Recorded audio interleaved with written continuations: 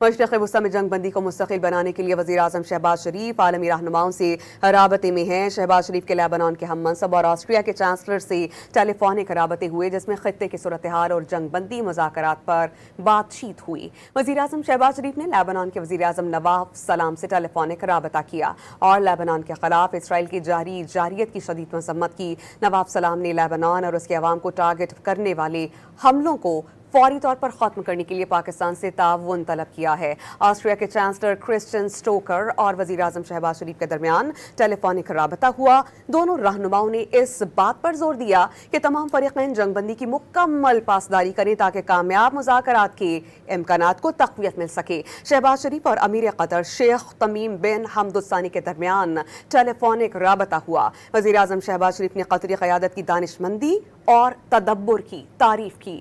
شہباز شریف نے قطر کی قیادت اور عوام کے ساتھ پاکستان کی یکجہتی کا اعادہ بھی کیا۔